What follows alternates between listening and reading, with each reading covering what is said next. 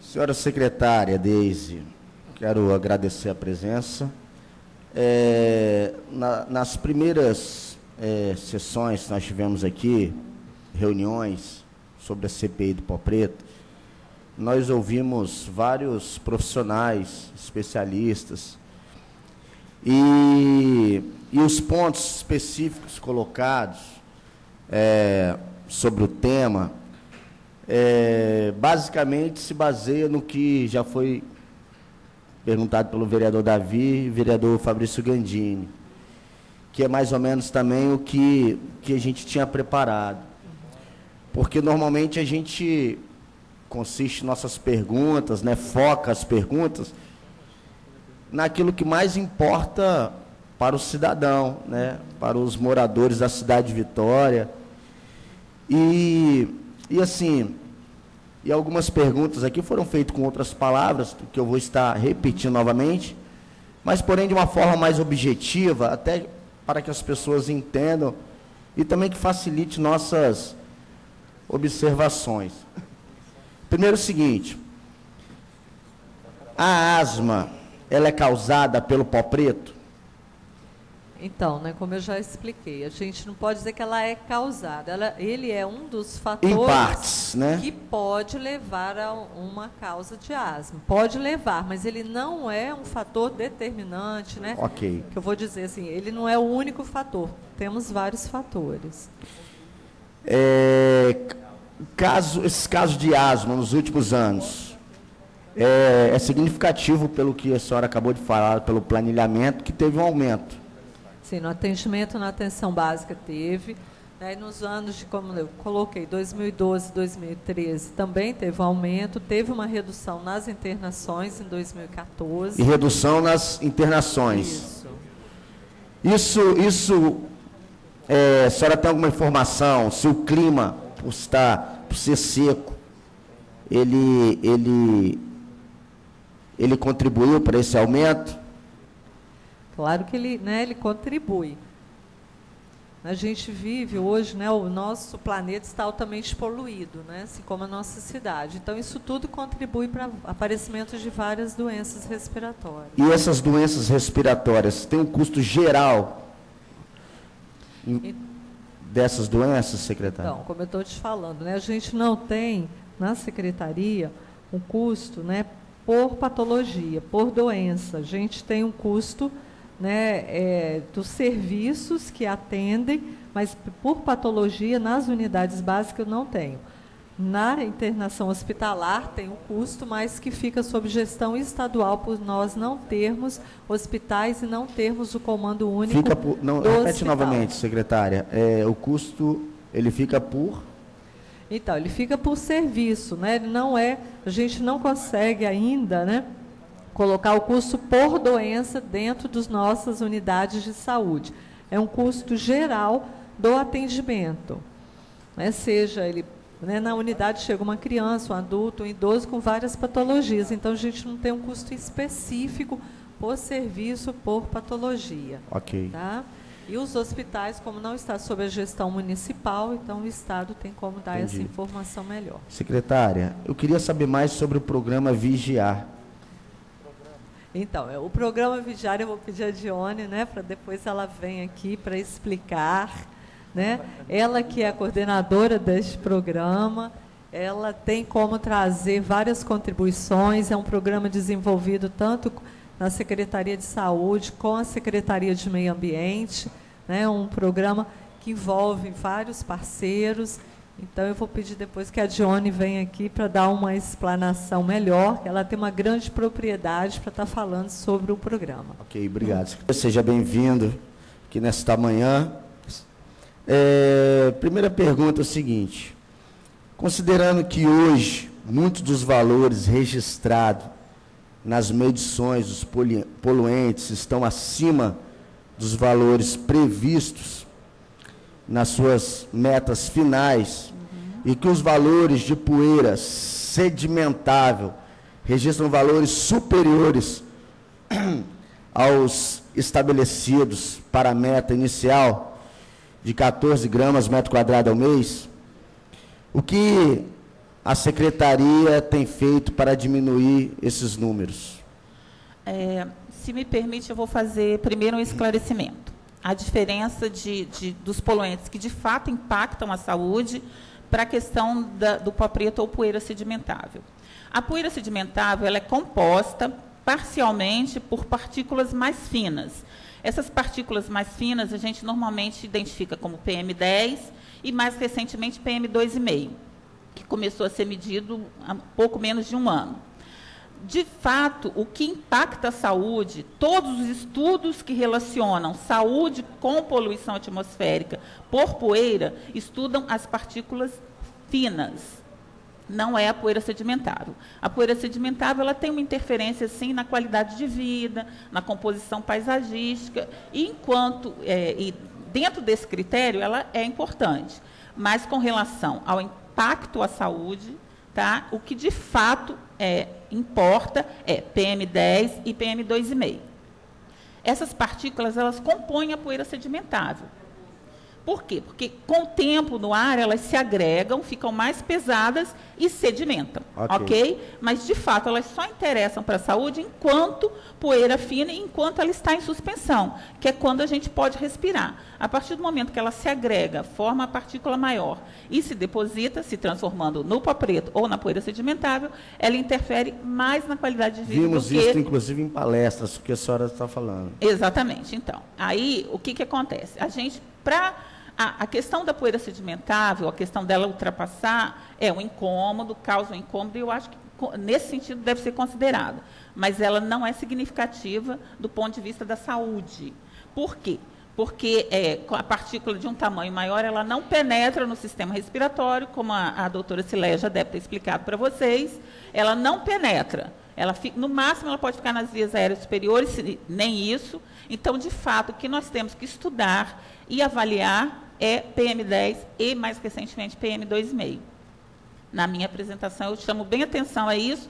Tem inclusive, um conceito do CETESB que fala sobre PTS, PM10 e coloca essas questões. Então, eu acho que essa é uma questão primordial para que a CPI, de fato, alcance o objetivo de proteger a população dos seus impactos à saúde. Agora, continuando a sua pergunta com relação aos índices, a meta final do GTI, eu participei do GTI desde o início, são os valores de recomendação da OMS, Organização Mundial da Saúde. Teoricamente, esses valores vão proteger a saúde da população, ou são os valores mais seguros que a comunidade internacional sugere para proteger a população. O que nós fizemos no GTI e qual a legislação que até o momento está aprovada? Ela diz o seguinte, que é em concordância também com o decreto estadual, que nós chegaríamos a essas metas da OMS em etapas. Né? A primeira etapa seria a meta M1, depois M2, até nós chegarmos à meta final. A meta final é o valor de referência da OMS, aquele que melhor consegue proteger... Mas essa meta é a meta M1. Essa meta que foi colocada na minha pergunta é sobre a meta M1. Pois é, mas aí eu volto à questão, que a poeira sedimentável, ela não é significativa com relação às questões de saúde, ela é significativa com relação às questões de qualidade de vida. Então, é importante que a gente analise, principalmente o PM10, que a gente tem um histórico de medição, e mais recentemente o PM2,5, que é medido há pouco menos de um ano. Esses dois parâmetros é que, de fato, vão dar a medida do quanto a população está sendo exposta e impactada pela poluição atmosférica. Vereador Rogerinho, permita uma intervenção, por favor. O pó preto, aquele originado pela poluição das mineradoras, eu entendi errado, ele não adoece a população capixaba? Não foi isso que eu disse. Eu disse que a parcela do pó preto que importa, a que de fato é significativa para a saúde, é a partícula fina, antes dela se depositar. Então, a partir do momento que ela se deposita, você passa a mão e mostra, aquela ali não é a que impacta a saúde. É a parcela antes de se depositar, que é fina, que com o tempo vai segregar e se depositar. Certo? Mas como a gente mede o PM10 e, mais recentemente, o PM2,5, é com ele que nós devemos nos preocupar. ok? A poeira sedimentável é uma preocupação, sim, para a questão de qualidade de vida. Então, se a gente vai trabalhar a redução de algum parâmetro para melhorar a saúde da população, nós temos que trabalhar primordialmente com a poeira fina, PM10, PM2,5. Principalmente PM2,5, essa é uma recomendação da Organização Mundial de Saúde. Todos os estudos científicos apontam que é a parcela de poeira que, de fato, mais causa mal à saúde, e nós não possuímos estudos epidemiológicos com essa parcela. Por quê? Porque ela é medida mais recentemente. Mas nós temos estudos com PM10. E a minha apresentação vai mostrar o que esses estudos mostram. E esses estudos mostram efeitos à saúde, ok? Dentro do nosso município e na Grande Vitória.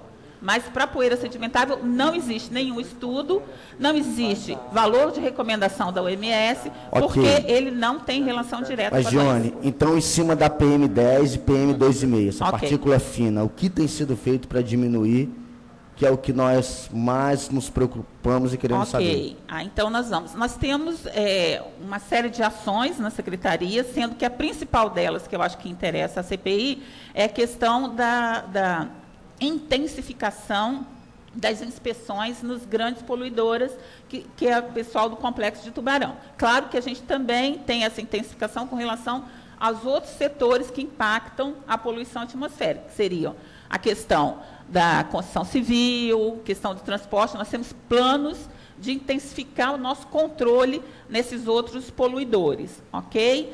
Uma das ações que a gente, de fato, já fez, que começou tem cerca de um pouco mais de um mês, foi intensificar a questão da varrição de ruas, porque o inventário de fontes do IEMA, o mais atual que a gente tem, que é 2011, que está em processo de atualização, mostrou que uma fonte significativa de poluição, né, por resíduos, por poeira, é a ressuspensão de vias. Ok? Então, a poeira é gerada nos vários empreendimentos industriais, enfim, e aí ela se deposita nas vias e ela é ressuspendida com a passagem dos carros, com os ventos, tudo isso. É uma parcela significativa da poluição a que as pessoas se expõem. Então, nesse sentido, nós já iniciamos a varrição mecanizada de algumas vias. Eu não me lembro agora exatamente quais são as vias, de repente o Paulo pode me ajudar nisso, né? Mas tem várias vias que a gente já começou um projeto de varrição mecanizada. Paulo, podia me ajudar? E o que tem sido feito para punir, no caso, o descumprimento? Não, olha só, a gente faz... Quais são as punições das empresas nesse caso? Verificado emissões, né, que ferem a legislação, essas empresas elas podem ser notificadas. A gente não verificou durante as nossas inspeções nenhuma não conformidade com relação a isso. Houve, sim, realmente um cumprimento. Então, elas não foram em nenhum momento punidas pela Secretaria de Meio Ambiente, pela Secretaria. Tá? Então, além disso, né, a gente também desenvolveu um plano de ação a nível do município, também de fazer uma intensificação, que a Dione estava falando, de varrição, nas principais vias da cidade, onde foi identificado que há uma ressuspensão de poeira. Então, as principais vias que a gente tem trabalhado essa varrição de forma mais intensa, Dante Michelini, Reta da Penha, Avenida Américo Buarque e Nossa Senhora dos Navegantes, né, que são as vias de maior tráfego que a gente identifica que é uma ressuspensão de poeira. Então, nessas vias, nós intensificamos, em parceria com a Secretaria de Serviço, a intensificação da varrição.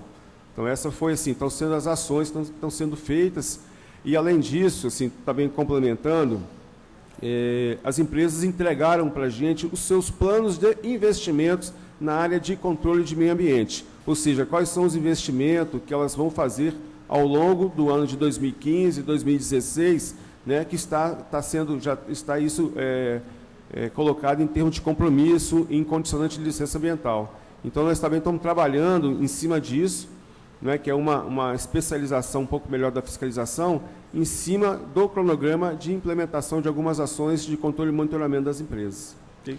Então, no caso, só para finalizar essa questão, para ficar claro, elas não foram punidas porque não cometeram nenhuma infração, diretamente de acordo com a avaliação feita pela Secretaria e esses programas que vocês têm feito junto com as empresas? A gente está, assim, né, a Semana recebe denúncias regularmente, né? A população incomodada, ela denuncia, né? Pelos 56 e por outros mecanismos, né? Documento e tal. Todas essas denúncias, elas estão sendo apuradas. Algumas, se tiverem procedência, a gente vai instruí-las tecnicamente, né? E se for o caso, se realmente for constatado que há realmente uma procedência, aí sim a gente pode dar notificação. Entendeu? No caso, não houve. Não, até o momento não. Ok. A gente entende assim, é uma matéria extremamente complexa, né? Tecnicamente falando, então a gente tem que ter um cuidado muito grande para poder estar suficientemente embasado para poder fazer um processo de notificação e chegar até um alvo de infração. Já que vou focar um pouquinho mais aí no senhor, Paulo,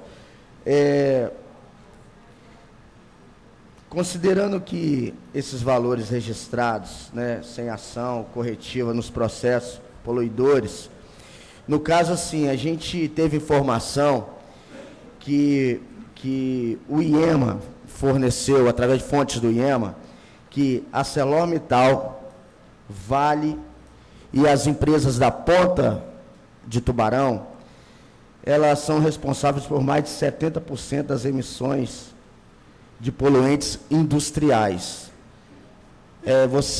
Vocês, no caso, quando falo você diretamente, secretaria dizendo, como secretaria, vocês têm essas informações, confirmam isso, vocês têm esses dados do IEMA? O que você tem a dizer sobre isso? Não, eu acho que eu vou transferir, não sei se a Diane pode complementar isso aí. Essa informação a gente não tem ela clara, não. Na verdade, o que acontece? A gente, com relação especificamente às contribuições industriais, o inventário de fontes que a gente possui, o mais recente é de 2011. No inventário de 2011, esse valor parece aproximadamente correto. Só que esse inventário de 2011, ele está sendo atualizado. Entendi. Ok? Que pode ser hoje diferente de 2015, exatamente. Né? O ano base será 2014, né? E esse inventário, ele está dependendo de uma questão, de uma auditoria externa que vai ser feita no contratado para fazer esse inventário de fontes. E quem faz essa vai ser solicitação? Não, o inventário de fontes, ele foi contratado por eu não sei exatamente qual instrumento legal, sim, né? Para o Estado, mas pela Vale. A Vale financia, né, o estudo, mas os resultados serão entregues ao IEMA, e o IEMA contratou uma auditoria externa para acompanhar o trabalho, para ter certeza que a metodologia é a mais adequada. No caso, seria quem faz essa auditoria é a UFS. E vai comprovar, então, se mantém 70% de poluentes industriais. Só da industriais. Porque no cômputo geral não é bem assim, né? Sim, sim. Tá bom? Tem outros fatores que contribuem. Claro. Só para finalizar, o que precisa ser feito para a implantação da qualidade do ar conforme a lei vigente? Na verdade, esse é o nosso trabalho da Secretaria de Meio Ambiente, né?